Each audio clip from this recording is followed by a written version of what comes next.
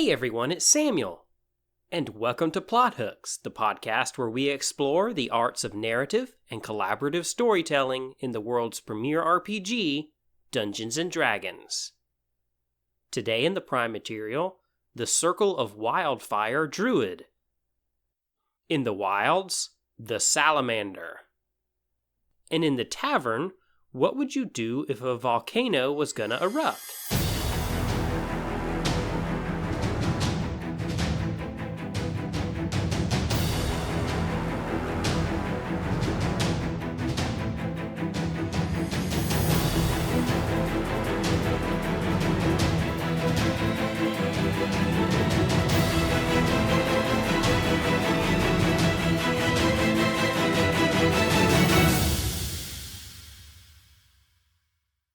Hey there, everyone.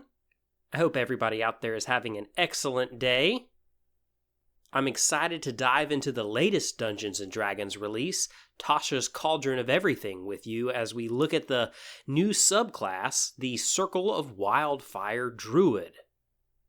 There's a ton of new subclasses in this release, and this one is my favorite, and I'm excited to look at the ways we can use it to tell stories today. Before we get into that, though, just some announcements to get out of the way.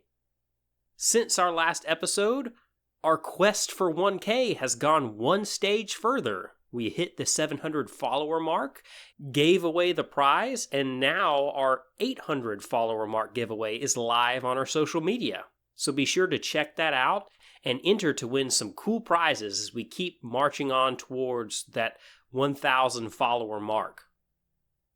Thank you all who have followed and who have supported the show. We love interacting with all of you. It's such a blessing to have such an amazing audience. We also appreciate your support for checking out the Oath of Destiny, a paladin subclass which you can find live now on the DM's Guild. It's got amazing artwork done by Plot Hook's own Becca, and especially Devin Simmons, who did the cover and a piece for the interior. It's a really interesting take on Destiny and accessing the threads of fate in order to gain victory over your foes. So check that out if you haven't already. You could also support the show directly via Patreon. Patreon is an amazing service which allows content creators like myself and lots of others in the community to be able to keep providing content for you all. It helps us pay the bills around here, and you'll get a lot of awesome perks while you're at it. I'm in the middle right now of finishing another supplement, which is going to be released there. It's going to have a few brand new monsters for you to throw at your party. So check out Patreon if you haven't already. But with that out of the way, let's dive into this new subclass.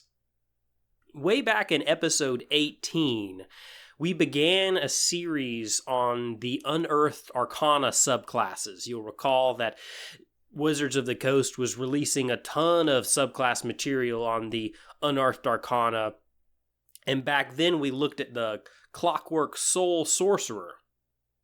And we figured whenever all that stuff was happening that there was a new supplement coming out sometime in the future, and it all clearly led to this book, Tasha's Cauldron of Everything, where many of those subclasses can be found in their final official form. So, while we never really continued that series while the subclasses were being released, now, instead of it being Unearthed Arcana, we're just going to keep going with the series by looking at subclasses that we really like and think could tell great stories out of this new release, Tasha's Cauldron of Everything. And we might even go back and hit some really unique subclasses in the other official material as well. And today, the Circle of Wildfire. This is an awesome Druid subclass. As I said before, this is my favorite new subclass that was released in this book. It's a really interesting and unique take on what it means to really be a Druid. You typically think of Druid as being all about just creation, their classic spell, which everybody overuses in terms of like its capabilities, but Druidcraft, you're doing something in creating life or creating a flower or helping something grow. You don't think of fire when you think of a druid, except for transforming into a fire elemental or something like that. So this is a really unique take, and one that I think is ripe for storytelling. And of course, that's the big thing here at Plot Hooks. We're all about storytelling. Our mission is to help everyone be able to tell great stories with our content and encourage them that they can. That's our new slogan. #everyone can be a storyteller. So big picture, what's the driving story force here? What is here that isn't there in other subclasses or other classes in general? You hear Circle of Wildfire, and immediately whenever you think of a subclass that's based on fire, you think of just essentially a take on a firebender from Avatar: The Last Airbender. But that's not what this is at all. That you can do with being any old sorcerer or wizard class where you just choose all fire spells. But the unique thing about this druid subclass is it's tapping into the idea that fire, while it certainly destroys, it provides the opportunity for new growth. And as we go through the subclass, we'll see that as you grow as a character, you gain not only the ability to be more powerful destructively with your fire, but you also gain the ability to heal. Reading directly from the description, it says, Druids within the Circle of Wildfire understand that destruction is sometimes the precursor of creation, such as when a forest fire promotes later growth. These druids bond with a primal spirit that harbors both destructive and creative power, allowing the druids to create controlled flames that burn away one thing but give life to another. So this clearly isn't just a firebending subclass. There's this nuance built into the description and built into the class that it's this dual aspect of fire being both incredibly destructive but promoting the possibility of new growth later on. And you see this aspect of wildfire in natural ecosystems, where whenever a small wildfire goes through, it burns away all the leaf litter on the ground and returns nutrients to the soil. Some trees only even produce seeds after a wildfire. That's just how it happens. In many ways, it revitalizes the local ecosystem after some time has passed. Now, of course, given the current aspect of climate change, the fact that it's way too dry all the time, the fact that wildfires are burning out of control, the fact that they're affecting human civilization, there's lots of elements to what we see going on in the world today in terms of wildfires, which is obviously very, very harmful. But within a natural ecosystem, wildfire is actually just kind of part of the deal. And it really does help a healthy ecosystem thrive for longer. And that's kind of the nuance that these druids are tapping into, this combination of both incredible destruction and incredible creative power. So let's go through the subclass. The first and most important feature that we really want to start with is the wildfire spirit. Whenever you join the Circle of Wildfire at second level, you form a bond with one of these wildfire spirits, and they are described as being a primal being of creation and destruction. It's an elemental according to its stat block. And this spirit is really one of the most important aspects of the class. It's what gives you your special druidic abilities that differentiate you from any other druid. And not a ton is described about them. It's left up to us as the players, but this is something that you can really hone in on and tell great stories with. the spirit is described as bound to your soul. And starting at second level, you can use one of your wild shapes as an action to summon your wildfire spirit rather than transforming into a beast form. And there's lots of different ways that you can play this. It can be a literal entity, an intelligent being that you formed a connection with. Perhaps it's just any old elemental from the plane of fire, or maybe it's the specific spirit of a volcano or a specific spirit of some other physical location that you're connected with in your backstory. Or perhaps this is much more of just a force, and you're connected with the force of fire itself, and the spirit that actually is summoned whenever you summon the wildfire spirit is just kind of an avatar, a blessing that's granted from this primal force of nature. Perhaps this is something that is maybe part of your family or your druidic clan. Maybe you have to go out and seek a wildfire spirit. Maybe that's something which in wherever you happen to grow up was just everybody, this is their druidic circle. Everybody has one of these wildfire spirits, and maybe you're an Eladrin or something in the Feywild, and you have to go on a prove yourself, test your metal type journey to wherever these primal spirits are found in your particular story, to where you can actually connect with one and form a bond with one and bind it to your soul. Personally, if I played a wildfire spirit, I would have mine look just like Bruni from Frozen 2, because that lizard is cute. But there's so many different options there. And I love the fact that it's that entity, flavor-wise, that is actually giving you your powers. You know, as a druid, you're connected with nature. You're connected with the elements around you. You're connected with your environment. That's what's really giving you your strength. You're kind of connecting with nature itself. And here you're connecting with this really specific aspect of nature, really tuning into the elements of fire. So again, at second level, when you get this spirit bound to your soul, however you decide to do it, you can summon it by using one of your beast shapes. Whenever you do, the spirit appears in an unoccupied space of your choice within 30 feet of you. And notably, when it does, everything within 10 feet of the spirit, except for you, has to succeed on a dexterity saving throw against your spell save DC or take 2d6 fire damage. So you just kind of drop it in like a little fire grenade into the middle of a circumstance. The wildfire spirit is friendly. It listens to you, obeys your commands, and is friendly to both you and your party mates. And it stays for 1 hour or until it's reduced to 0 hit points or you perish. It's not incredibly strong. It's got an armor class of 13.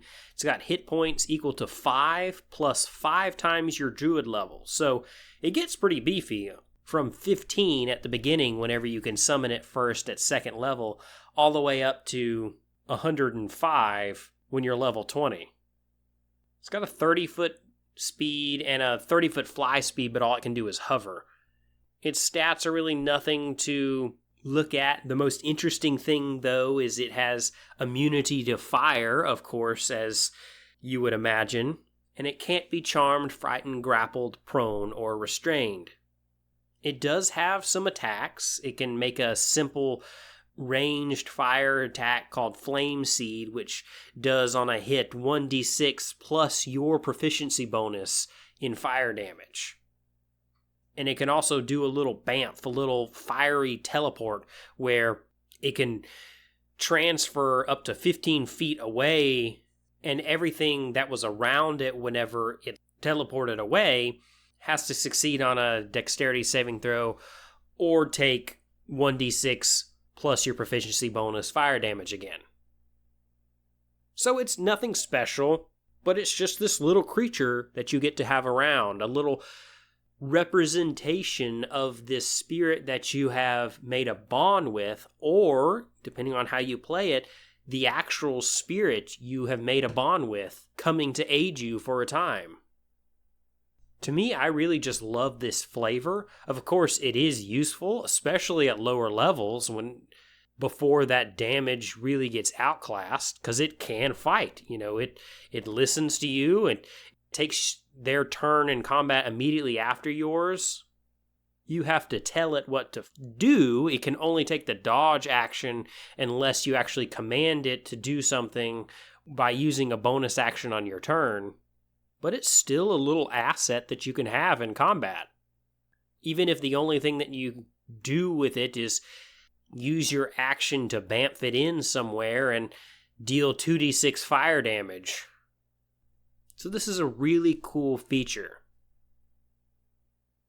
Of course, your Wildfire Spirit is the source of all your other abilities as well, and starting at 2nd level, you get access to new spells, which are not normally part of the Druid class list. And here you really see the juxtaposition between destruction and creation. At 2nd level, you get Burning Hands and Cure Wounds, and that's just a wonderful representation of what the class is as a whole. You've got both of these spells which use your hands in very different ways. You've got a touch spell in Cure Wounds and a spell in Burning Hands, which, if you read the description, describes how you're holding your hands and shooting out this energy from them. You can use this power that this Wildfire Spirit is giving you for both burning, for destruction, and for healing, for restoration. At 3rd level, you get Flaming Sphere and Scorching Ray, so both classic fire spells. But at 5th, again, that juxtaposition, you get Plant Growth and Revivify. At 7th, you get Aura of Life and Fire Shield. And at 9th, you get Flame Strike and Mass Cure Wounds. And I just love, again, this juxtaposition between destruction and creation.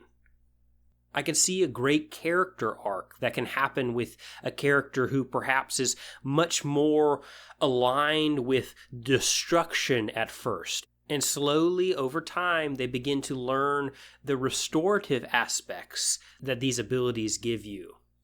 And you could tell a really great story of growth, of realizing that fire can help create as well as help destroy. And you can even take this from the opposite angle, where maybe you realize over the course of your maturation that fire isn't something to be feared, it's all in how you use it. You can use it to destroy the bad and to restore the good. Great storytelling opportunities there. Moving on up in the subclass, you gain the feature Enhanced Bond when you hit 6th level. And the ability states that the bond with your Wildfire Spirit enhances your destructive and restorative spells. Whenever you cast a spell that deals fire damage or restores hit points while your Wildfire Spirit is summoned, roll a d8 and you gain a bonus equal to the number rolled to 1 damage or healing roll of the spell. In addition, when you cast a spell with a range other than self, the spell can originate from you or your Wildfire Spirit. So this is a particular ability which only works if your Wildfire Spirit is actually summoned. But here, if you're in the middle of combat or if you're just walking around, if you cast a spell that deals fire damage, the destructive aspect, or if you cast a spell that restores hit points, while that spirit is summoned, you get to add a d8 to one of the damage or healing rolls. And I like that flavor. The spirit is what's giving you these particular abilities. And here, while it's summoned, while your connection with it is strong, it's actually boosting both that destructive and restorative aspect. And maybe this ability could be part of what triggers that character growth that we discussed earlier. And of course, as This says at the end, your connection has grown so much with your wildfire spirit that you can have any spell that you cast that has a range other than self come from it and not from you, creating a really cool effect where you and your wildfire spirit are really working together in the middle of combat. And even if you don't have the actions to actually be able to command your wildfire spirit to actually be doing something in the middle of combat, it's still around and it's still acting. At 10th level, you get the feature called Cauterizing Flames, which says you gain the ability to turn death into magical flames that can heal or incinerate. Again, that juxtaposition. When a small or larger creature dies within 30 feet of you or your wildfire spirit, a harmless spectral flame springs forth in the dead creature's space and flickers there for 1 minute. When a creature you can see enters that space, you can use your reaction to extinguish the spectral flame and either heal the creature or deal fire damage to it. The healing or damage equals 2d10 plus your wisdom modifier. You can use this reaction a number of times equal to your proficiency bonus, and you regain all expended uses when you finish a long rest. Here we have an ability that isn't connected to you actually having your wildfire spirit out. And I like that, because as key as that is to the subclass and its flavor, it's nice to have some abilities which aren't explicitly connected to it. And here again, you have this dual aspect of fire, of the creation and destruction. And so, if another creature that is small or larger just happens to die within 30 feet of you, or your wildfire spirit if you have it out, then this little flame pops up in that space. And if anybody comes near it, you can squelch that fire and either heal the creature or deal damage. And I just love this aspect, especially the healing, where you're in the middle of combat and your party is fighting a lot of minions, and all of a sudden you can look around on the battlefield and see all these little spectral flames that have popped up on the dead creatures. And your party mate, your paladin or whatever, has been really hurting, and they can go over to one of these flames into that space, and you can use your reaction to heal them. You're literally using what was a very destructive thing, the death of another entity, and turning it into life, into healing for your party mate. That's really intriguing. And conversely, you're turning the death and destruction of a zombie or whatever into the further destruction of all of his friends as they come closer. A really cool ability. And the final feature you get as part of the Circle of Wildfire Druid is something at 14th level called Blazing Revival. It says, the bond with your wildfire spirit can save you from death. If the spirit is within 120 feet of you when you are reduced to 0 hit points and thereby fall unconscious, you can cause the spirit to drop to 0 hit points. You then regain half your hit points and immediately rise to your feet. Once you use this feature, you can't use it again until you finish a long rest. This feature really goes back to the connection that this spirit has with your soul. However you chose to find the spirit, whether it was something that found you or if it was something that you tracked down and sought, the bond that you have formed over 13 levels of progress is strong enough that the wildfire spirit can sustain you if you are close to perishing. Remember, the spirit vanishes if it drops to 0 hit points, and you have to resummon it again. So the spirit is almost returning, is the way that I'd think of it flavor-wise. It's returning to you and lifting you back up on your feet in a fiery inferno is how I would describe it, and you regain immediately half of your hit points. It's like the spirit saving you, protecting you. And if you've been telling a story of growth, I really like the idea of telling a story with this where perhaps you and your wildfire spirit don't see eye to eye, and you have to grow closer together. If anybody has ever watched Naruto or Naruto Shippuden, the relationship that Naruto has with the Nine Tails, with Kurama, from this adversarial force which is giving him power to a force that is inside of him that he's actually built a relationship with and actually wants to defend him by the end of the series. There's some great things that you can play with as a DM there with how the wildfire spirit is interacting with this particular druid. So that's the Circle of Wildfire Druid. Again, I think it's incredibly awesome, incredibly flavorful, and I can't wait to guest on somebody's stream where I can break one of these out. It's going to be awesome. But I think that's about all the time we have for the prime material today. But let's continue that fire theme and head to the wilds and look at the salamander.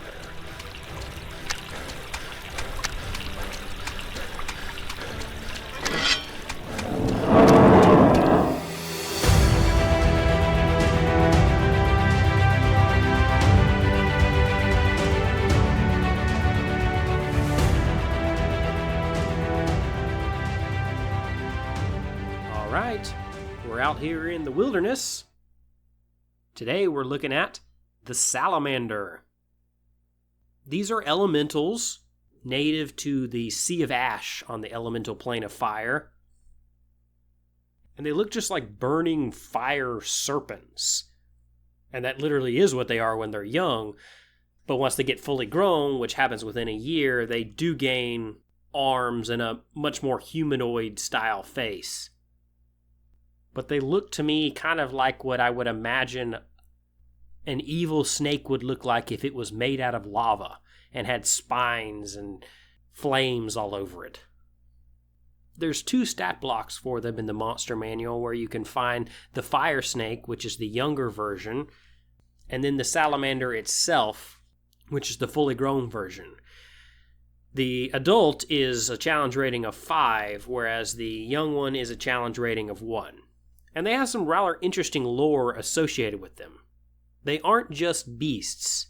They're actually intelligent, and they're generally evil. Part of this is because they seem almost like a chaotic embodiment of pyromania. Like they love to set fire to things, and it's almost like they're just physical embodiments of just the chaos of loving to burn stuff.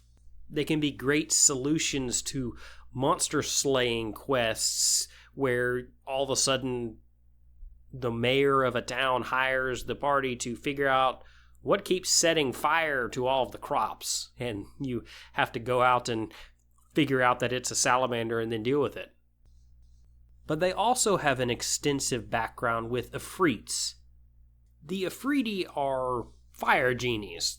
In many ways, some of the most powerful beings in the elemental plane of fire and the ruling class of the city of Brass and its surroundings.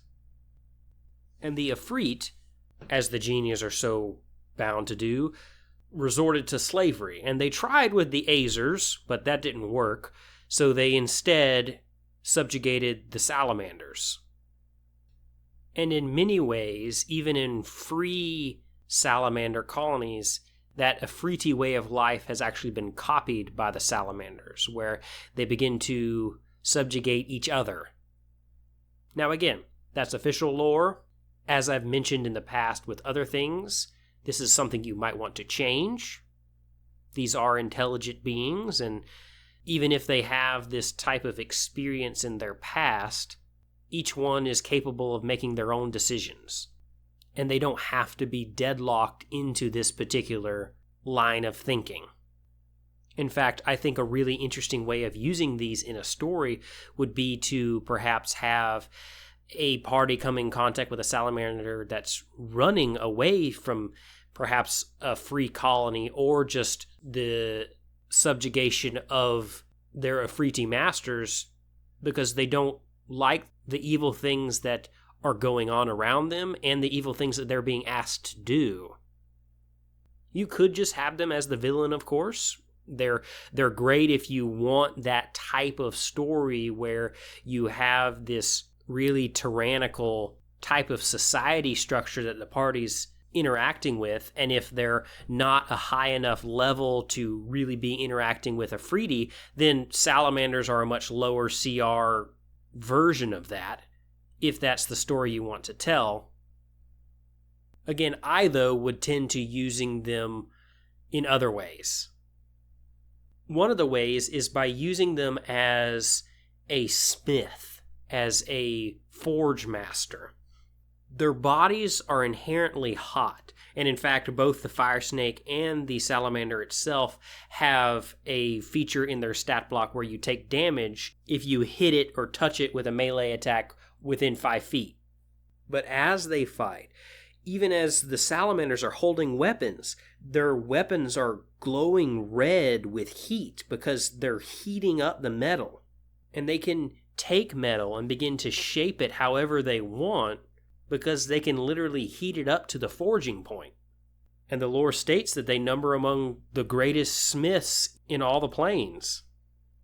I love the idea of this salamander, this living fire snake-like entity, being the person that the party has to interact with in order to get something forged. There's that classic trope of needing to reforge or fix a particular weapon that is used in many character arcs for specific weapons, or in many campaign arcs where you have to forge something in order to defeat the bad guy. And oftentimes the trope is that there's only one person who knows how to do it, and you got to seek him out. Maybe that one person is a salamander who lives off in the middle of nowhere in the plane of fire, or in a volcano somewhere. Great chance to use these in a story. I like the idea also of using these in a rebellion type way. Maybe the party comes across a scenario where the salamanders have rebelled against the Efreet. And all of a sudden the party has gone to the plane of fire, gone to the city of brass in order to interact with somebody to retrieve something, and they find themselves in the middle of a war zone. Very much like interacting in the Underdark with entities that the Mind Flayers used to control. They are, of course, really cool combats too. Visually, they're really cool, especially the adult salamander. They're large size with a 15 AC and 90 hit points. And again, you have that humanoid snake-like form that is just covered in fire and is just heated up, where you take 2d6 fire damage if you try to touch it or attack it from close range. Any metal weapon it's holding deals an extra 1d6 fire damage because it's heating it up as it's fighting with it. It also can attack with its tail, which is really sweet because not only does it hit a target, but it wraps around it and grapples it. And until the grapple ends, which is an escape DC of 14, the salamander can actually automatically succeed on a tail attack against the target. So it wraps up around the target while it's fighting off all your friends and just keeps bashing you in the face with the other part of its tail. That's a hilarious visual and can be very effective against low-level parties. But whatever your preference, there's lots of great ways to use these flaming snakes. But I think that's about going to wrap up this segment of the Wilds. Let's head over to the Tavern and get some refreshment.